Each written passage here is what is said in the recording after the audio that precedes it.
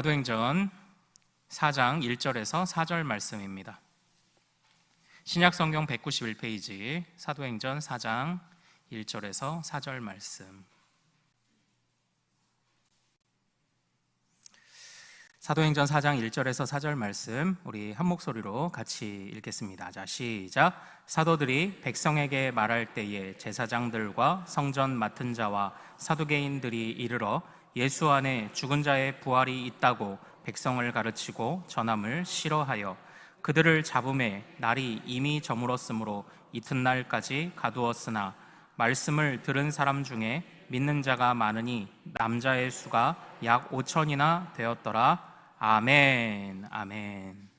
오늘 우리가 함께 읽은 이 말씀을 통해서요, 또 5천 명을 먹이시다, 이제 이런 제목으로 은혜를 잠시 같이 나누도록 하겠습니다. 또 하나님께서 또 이 오후에도 우리를 또 풍성한 지혜로 채우시길 또 소망합니다. 자, 우리 자녀들이 여러분들 그 공부를 잘 했으면 좋으시겠죠. 네, 우리 모든 부모님들의 그런 고민 아닙니까? 우리 자녀, 우리 손주들이 공부 좀 잘했으면 좋겠다, 이제 이런 생각들을 많이 하시잖아요. 저는 그 고등학교 때까지 생긴 거와는 다르게 공부를 그렇게 잘하는 학생이 아니었어요. 그래서 네, 누가 봐도 막 전국 1등 할 것 같고 그러지만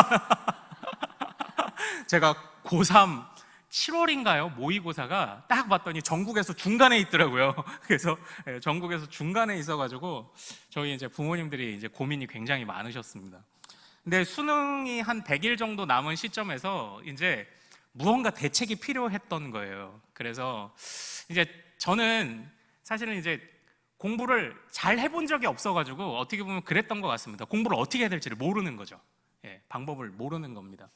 그래서 참고로 그런 얘기들을 누가 하시더라고요. 우리 아이 과외시킬 때 어디 명문대생들 이렇게 데려다가 과외시키시잖아요. 그러면 제대로 못 가르친대요. 못하는 우리 아이들을 보면서 과외 선생님이 얘는 왜 이걸 모르지? 이렇게 생각을 한다는 거예요. 그러니까 비슷한 수준에서 극복해본 사람을 데려와서 오히려 가르치는 게 더 낫다고 이 얘기를 하는 거예요. 그래서 또 한 단계 극복하면 또 선생님 바꿔서 또 한 단계 이렇게 해보라는 거죠.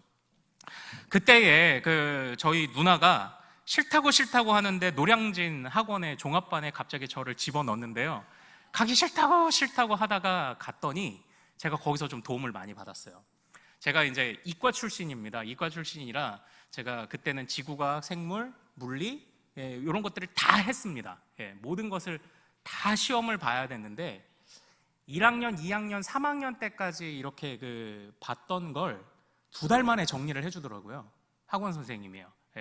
그래서 이제 그때 하고 나서, 근데 그것만 정리해준다고 해서 끝나는 게 아니라 학원 선생님하고 이렇게 상담을 하던 기회가 있었는데, 그때 선생님이 저한테 솔루션을 주셨던 게 뭐냐면, 학교에서 공부 잘하는 친구가 있으면 그대로 한번 따라해보라는 거예요. 그래서 진짜 무슨 생각인지 모르겠지만 아침에 가서 이제 제 친한 애 중에 전교 1등 하는 아이가 하나 있었어가지고 요 녀석 등교할 때쯤 같이 등교하고, 야, 너 무슨 책 봐? 해가지고 그 책 사서 이제 같이 보고, 이제 그렇게 하다 보니까 나중에 이제 마지막 수능을 딱 보고 나오니까 이게 생각보다 나 서울에 있는 학교 갈 수 있을 정도가 됐네, 이게 되는 거예요. 3석 달 만에 요게 됐던 거예요. 그래서 이제 제가 그때 이제 신학교를 간 겁니다. 제가 이제 학부부터 신학교를 갔으니까요. 그래서 제가 그때에 그 방법도 잘 몰라서 괜히 고집 부렸으면은 이제 시키는 대로 안 했고 학원도 안 가고 이제 따라해봐라 안 했을 텐데, 그래도 무슨 생각이었는지 시키는 대로 해보니까 그래도 나름 성과가 있었다는 게 저한테는 그래도 좀 좋은 경험과 자산이 되었던 것 같습니다. 오늘 우리가 생각해 보고자 하는 이 본문 말씀도요, 제가 드렸던 말씀과 좀 유사해요. 오늘 제목이 보면요, 이겁니다. 또 5천 명을 먹이시다예요. 자, 또라는 거는 앞전에 무슨 일이 한번 있었다라는 걸 의미하는 건 아닙니까? 자, 5천 명을 먹이신 사건이 언제 있었습니까? 바로 누가복음 기준으로 9장에 오병이어로 남자 5천 명을 먹이신 사건이 있죠. 이 사도행전 안에서 우리가 그 사도들과 그리고 제자들, 많은 그리스도인들의 모습을 볼 때 눈여겨봐야 될 것 중에 하나가, 누가복음도 누가가 썼고 사도행전도 누가가 썼는데 누가복음에서 나타난 예수님의 모습을 제자들이 그대로 따라하는 모습을 많이 볼 수 있다는 게 누가복음과 사도행전을 비교해서 보는 중요한 재미 중에 하나입니다. 그러니까요, 지금 이 제자들은요, 어떻게 해야 하나님의 백성답게 사는지, 어떻게 해야 우리가 참으로 능력 있는 삶을 사는지 그걸 주님께 지도를 받은 겁니다. 주님이 어떻게 말씀하셨습니까? 너희들이 내가 하는 일을 하면 된다 이거예요. 너희들이 내가 하는 일을, 내가 가진 생각을, 내가 가진 미션을 너희가 그대로 따라가면 된다 이겁니다. 제가 그냥 멋모르지만 공부 잘하는 아이 아침부터 저녁까지 쫓아다니면서 너 무슨 문제 봐? 너 무슨 책 봐? 너 지금 뭐 먹었어? 너 지금 뭐 할 거야? 쉴 거야? 그럼 나도 쉴 거야. 너 잘 거야? 그럼 나도 잘 거야. 이렇게 석 달을 하고 나서 성과를 거두었던 것처럼 그래도 주님께서도 우리에게 명령하시는 바가 사실은요, 다르지 않아요. 어렵지 않아요. 내가 하는 걸 그냥 한번 해보겠니? 이거입니다.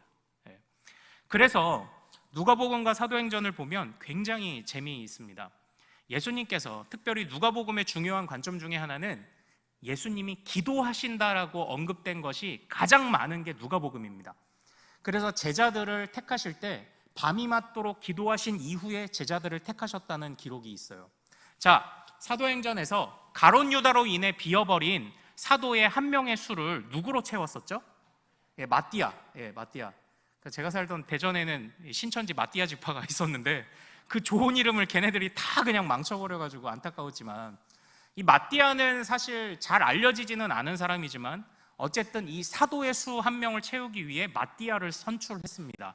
그때 사도행전은요, 모든 교회가 기도하고 세웠다고 이야기를 하고 있어요. 이게 바로 또 사도행전과 누가복음에 나타나는 그런 모습들이에요. 뭐 사실 많은데 이런 것도 있습니다. 예수님께서 자, 소녀여 일어나라. 이게 네 글자로 뭐죠? 달리다 쿰이죠. 근데 사실은 아람어로 달리다 쿰입니다. 쿰. 이 쿰이 일어나라 이런 명령어예요. 달리다 쿰. 자, 그런데 우리 베드로가 사도행전 1장부터 12장까지는 베드로가, 14장부터 나머지를 사도 바울이 활약을 하는데 9장에 보면 베드로가 여인 하나를 살립니다. 그 여인 이름이 뭐였습니까? 다비다예요. 그럼 다비다를 살릴 때 베드로가 뭐라고 얘기했을까요? 다비다 쿰이라고 이야기를 한 거예요.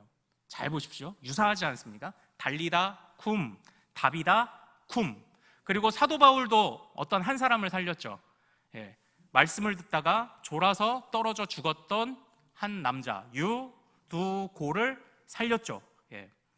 물론 유두고를 살릴 때는 다비다 쿰, 달리다 쿰 이런 유사한 말이 나왔던 건 아니지만 사람을 살린 일들을 반복하고 있는 것을 보여주는 것이, 그리고 주님이 고치신 대로 고치시고 주님이 기도하신 대로 기도하시고 주님이 가르치신 대로 가르치는 그 모습을 보여주고 있는 게 이 사도행전의 아주 재밌는 절묘한 표현입니다. 어떻게 하면 된다고요? 그냥 주님을 따라가는 겁니다. 그냥 주님을 따라가면 그게 그냥 신앙생활인 거예요. 그걸 보여주는 게 바로 이 누가복음과 사도행전입니다. 그래서 오늘 우리가 읽은 이 말씀에서 보면요, 오늘 말씀의 배경은 그렇죠. 베드로가 오순절 성령 강림 이후에 이제 곳곳에 다니면서, 베드로는 예루살렘 중심으로 사역을 했잖아요. 솔로몬 행각에서 부활하신 예수 그리스도를 전한 직후의 일입니다. 그런데 그때에 사람들이요, 반대하는 사람들이 나타났어요. 자, 우리 사도행전 4장 1절과 2절 말씀 한번 같이 읽어보겠습니다. 자, 시작. 사도들이 백성에게 말할 때에 제사장들과 성전 맡은 자와 사두개인들이 이르러 예수 안에 죽은 자의 부활이 있다고 백성을 가르치고 전함을 싫어하여, 이렇게 돼 있죠. 그 예수님이 부활하셨고 그래서 오순절 성령 강림의 선물을 주셨다라고 했을 때 가장 싫어했던 사람들이 그 바리새인도 있지만 사두개인들이 있었어요. 사두개파 사람들은요, 부활을 믿지 않는 종파였습니다. 그러니까 조금 변형된 유대교를 믿는 사람이었죠. 그런데 예수님을 죽일 때는요, 사두개인들과 바리새인들은 상극이었거든요. 바리새인들은 부활을 믿어요. 사두개인들은 부활을 믿지 않습니다. 그러나 예수님을 죽이고자 할 때는 둘이 전략적 제휴를 맺었던, 그냥 그랬던 사람들이 이 사두개파 사람들이에요. 그런데 예수님도 사두개파 사람들에게 고난을 당하셨는데 안타까운 사실은 제자들도 똑같이 사두개파 사람에게 고난을 당합니다. 그래서 그들이요 가두어졌어요. 그들로 인해서 갇혀버렸습니다. 그러나 한번 잘 보십시오. 주님께서 공생의 사역을 하실 때 수많은 악한 영들의 도전도 있었고 반대하는 자도 있었고, 그리고 주님께서는요 단순하게 영적으로 뿐만 아니라 그냥 정신적으로도 또 마음으로도 육체적으로도 고립되어 있었던 때가 많이 계셨죠. 그것처럼 제자들도 똑같이 그런 일들을 겪어요. 그러나 그런 일들이 주님의 구원 사역을 막지 못했습니다. 마찬가지로 사도행전에서도 수많은 사람들이 제자들을 가두고 때리고 막으려고 하지만 그리스도 닮은 사람들의 활약을 막지 못하는 거예요. 그래서 오늘 이 사도행전 4장 4절 말씀 한번 같이 읽어보겠습니다. 이 고난과 갇힌 중에서도 어떤 일이 일어나는지 한번 보겠습니다. 4절 시작. 말씀을 들은 사람 중에 믿는 자가 많으니 남자의 수가 약 5천이나 되었더라. 아멘. 여기서 또 5천 명을 먹이신 겁니다. 첫 번째 사역은 오병이어로 주님이 먹이셨다면 이제는 말씀으로 남자 5천 명을 먹이는 바로 이런 놀라운 일들을 그의 제자들이 이제 행하게 됐다는 바로 그런 기록이 오늘 우리가 살펴보고 있는 이런 본문입니다. 핵심은 하나죠. 우리가 주님을 따라가는 게 신앙생활이라는 겁니다.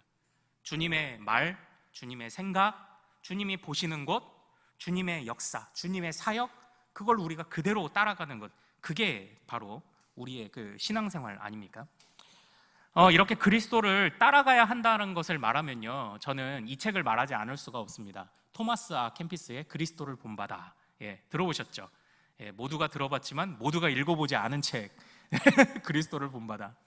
그리스도를 본받아의 첫 시작은요, 오직 그리스도를 본받아, 이렇게 이야기를 합니다.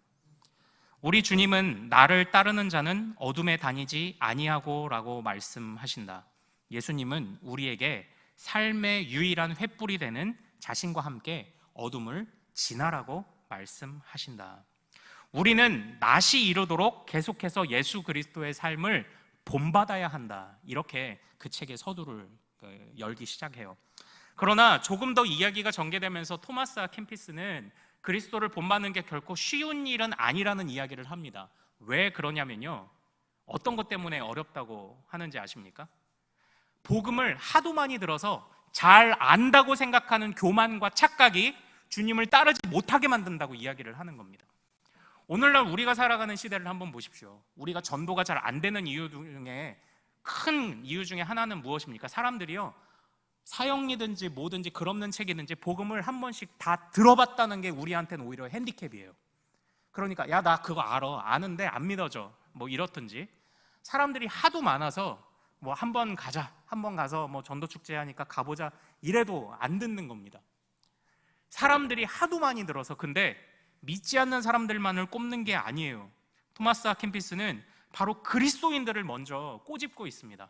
복음을 하도 듣다 보니 거기에 무감각해져 버려서 그리스도를 닮아가는 것을 자꾸 생각하지 못한다고 지적을 하고 있어요. 거듭해서 복음을 들은 이들 가운데 상당수는 모르는 것이 없다고 생각하기 때문이다, 이렇게 말을 하고 있는 겁니다. 그러나 사랑하는 여러분, 제가요 이전에요 그 경찰청 사람들이라는 그 방송이 있었죠. 제가 그거를 한번 보는데요, 그러니까 어떤 사람이 이제 그 회사에 이제 비리를 보고 신고를 할까 말까를 친구랑 이렇게 그 술 한잔 이렇게 기울이면서 이제 어떻게 할지를 고민하는 장면이 나온 거예요. 그런데 그때 대사가 이겁니다. 야, 그래도 내가 교회 집사인데 내가 이런 거 그냥 무시하고 있으면 어떡하겠어? 에이씨, 안 되겠어! 하고 술을 한 잔 이렇게 탁 털어 넣더라고요. 뭐지? 아니, 이 만든 PD가 도대체 뭐지? 약간 이런 생각이. 물론 제가 예전에 말씀드렸던 것처럼 뭐 술이나 뭐 이제 이 담배 이런 문제들은 사실상 이게 구원의 필수 조건이냐 아니냐라는 문제에서는 좀 고민이 이제 필요하죠.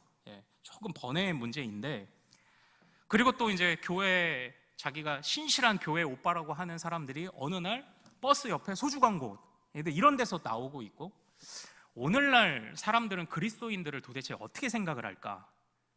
야, 텔레비전에서 이런 보는 모습, 또 그동안 봐오던 교회 안에 수많은 이기적이라고 말했던 손가락질 해왔던 그런 모습들 보면서 혹시라도 우리가 그냥 더 영적인 깊이에 관한 탐구와 갈망 없이 맨날 그냥 그 밥에 그 나물 같은 신앙생활에서 사람들이 우리를 보고 새로움을 깨닫지 못하니까 그래서 안 돌아오는 건 아닐까? 이런 고민을 좀 해보게 되더라는 겁니다. 딱 토마스 아 캠피스가 말하고 있는 그 이야기와 일맥상통하지 않습니까? 그러니까 잘 안다고 생각하니까, 그러니까 뭐 더 이상 할 게 없다고 생각하는 거죠. 신앙에 있어서 더 이상 굳이 뭐 하지 않고 그냥 요 정도 수준으로 그냥 평타만 쳐도 되지 않을까라고 생각을 하는 마음들이 우리 안에 있다면 이 시간 그 마음들 다 버리시기를 소망합니다. 주님을 닮아가고 더 닮아가기 위하여 우리가 더 몸부림치는 우리 큰숲의 모든 가족들 되시기를 소망합니다. 사랑하는 여러분, 이제 제가 말씀을 마치도록 하겠습니다. 오늘 그리고 우리가 계속적으로 구약에 예언된 메시아를 살펴보면서 제 이제 설교 패턴이 있죠. 예언된 메시아의 말씀이 어떻게 성취됐는지 보고 오늘날 우리가 그 말씀을 신뢰한다면 어떻게 살아갈 것이냐. 그래서 따뜻한 왕이신 주님처럼 이웃을 향하여 눈길을 보냅시다. 그리고 또 철저하게 또 주님 안에서 우리가 주님을 정말 귀한 왕으로 섬기는 그런 예배자가 됩시다. 제가 이런 자꾸 권면을 이제 드리지 않습니까? 결국 이 모든 이야기가 오늘 이 이야기와 일맥상통하다고 저는 생각을 합니다. 우리의 목적은 그리스도를 본받는 거죠. 거기가 우리의 목표 지점이라는 것 절대 잊지 않으시기를 소망합니다. 그때에 주님께서 우리를 어둠에 다니는 자가 아니라 우리에게 빛을 보여주시고 또한 다른 사람을 인도할 수 있을 만큼의 빛을 보여줄 수 있는 사람들로 우리를 사용하실 줄로 믿습니다. 아무쪼록 우리 이 연말에 하나님 앞에 조금 더 한 걸음 더 나아가는 우리 큰숲의 모든 가족들 되시기를 소망합니다. 자, 우리 합심하여 잠시 기도하도록 하겠습니다. 주님, 내가 말하면 주님이 말한 것처럼 느껴지게 하옵소서. 참으로 서로 사랑하고 물건을 통용하였던 초대교회의 모습을 보면서 많은 사람들이 두려워하고 경외하였던 것처럼 우리 교회를 보면, 나를 보면 하나님이 생각나는 그런 우리 교회, 그런 우리 성도들이 되도록 도와주시옵소서. 하나님, 우리가 그리스도를 더욱더 닮아가기를 원합니다. 하나님, 더욱더 주님을 깊이 묵상하길 원합니다. 주님을 더 알길 원합니다. 주여 알려 주옵소서. 우리 기도 제목으로 주여 한번 부르고 같이 기도하겠습니다. 주여